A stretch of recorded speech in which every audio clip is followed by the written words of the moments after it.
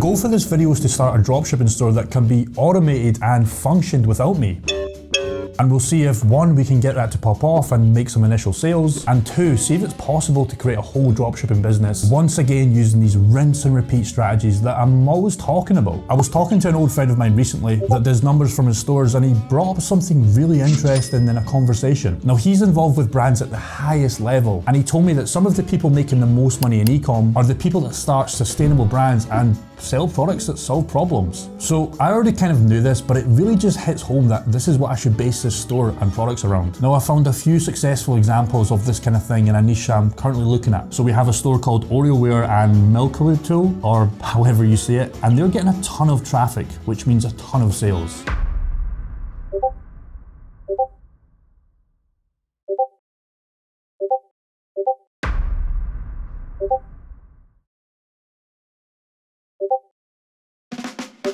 Right, so we've got confirmation that this type of product is perfect to catch a trend and really make a consistent brand out of. Now, the next thing to do was to think what platform I wanted to run ads on, and there are a ton of options here. You've got YouTubers strictly advocating to do organic TikTok, where the sole goal here is to order the product yourself and post engaging content and almost blast tons of daily videos in the hope that one pops off and you start getting traction. The thing is, I absolutely hate that idea as it sounds ridiculously boring and not consistent at all. But the worst part about that choice is TT 来了，心中有爱。Hi, hi, hi, hi.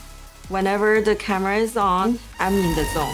3期开始吧，我们先从3期开始吧。Customers say, please start selling right now. The Korea is actually holding it back. Get them really excited, build up the demand. When the time is right, start selling. So yeah, we can compete with that. Another option could be paid TikTok or Facebook, but I honestly think the move here is Google Ads. Mainly because search volume is going up with this kind of product, so much in fact that it would actually be hard to not make sales as long as the website and kind of layout looks somewhat decent. Okay, step one, we have to create the store. Now, I bought a paid theme and I started to work on the layout. Step two, I wanted to get to that next level with my images, so I jumped on Upwork, posted a job for a graphic designer, and paid a girl named Nina $200 to create me some custom images, packaging, logos, etc. And I have to say I'm super happy with what she's done here. Because we are running Google Ads, we really need a good main image to stand out on the shopping feed, which will give us a higher CTR, forcing Google to rank us first, where the competition are really stealing images from AliExpress. Now, I want this whole store to actually get repeat customers, so by doing all this extra effort on the front end, by giving the customer a good experience, I can almost kind of guarantee new sales when I launch new products, meaning more profit on the back end. Step three was to find a reliable supplier. Now, this should have been step one, as you should always make sure you can source the product first before actually going out and building the store, paying designers and all that kind of stuff. And I actually ran into some problems here because I couldn't find the product anywhere. And when I did, prices were sky high, leaving me with absolutely no profit after ad spend, until I found Sebastian. Alright, so Sebastian's came through here and I've managed to haggle him down to 50 for the product, and I want to go ahead and sell it for 99 euros, leaving me a nice margin. Now, step four, I went on to set the Google Ads account and the Merchant Center for the shopping feed. Now, at this stage, you really want to go and make sure you set up your feed correctly, as you don't want to get suspended or disapproved here. Make sure your price actually matches the price that's on your store and your country you're selling in, all that kind of good stuff. Now, for me here, I'm actually going to start running the store in Netherlands, as from my research, the CPCs, or the cost per click, are super cheap. Then if I begin to get scalability, I will start running this product to the UK, USA, etc.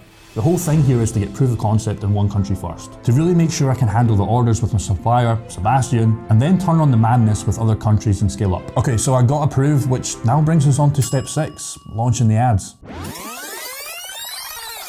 Right, so we're back. I launched the ads and we had already hit 300 euro days within the first 3 days, with a total of just under 2k in sales, and after ad costs and product costs, we had profited a little under 700 bucks, which is kind of unreal. Now, we're not going to stop here. I want to see what happens if we consistently run this, and then the end goal is to scale up in other countries and really get up to 10k plus days, which is really good, because if we went for the TikTok organic way, yes, we wouldn't have to pay for ads, but I'm yet to see anyone get consistent sales with this. All I've seen is a few get a viral hit and maybe hit 1k in sales, and then it dies. So this Google way is way more consistent in my opinion, and you can see that with the graph of the daily sales. And then another thing I really want to do is add complementary products. Obviously, I can't go ahead and show you guys a store yet, as I'm actively running this, but let's say I'm running a heated vest, and then I can go and add heated gloves, and then I can add heated socks. And if my customer has had a good experience because I put the work in the front end with the store design and going that really extra mile to pay the designer and have all these custom images, I'm going to sure be able to upsell some of these customers with some of these other products, because they already know, like, and trust me. If you do the traditional dropshipping way, you will never actually get any repeat customers. When I ran all these crappy stores in the past, yes, they did do well, yes, I made a ton of money, but my repeat purchases were non-existent, and this left so much money on the table. So I've